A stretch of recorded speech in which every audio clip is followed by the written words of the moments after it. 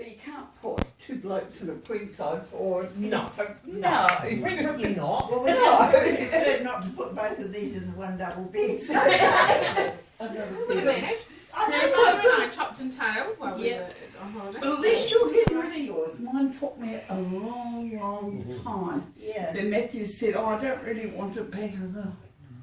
I've got to get rid of it, that sort of thing. Well, I have. And then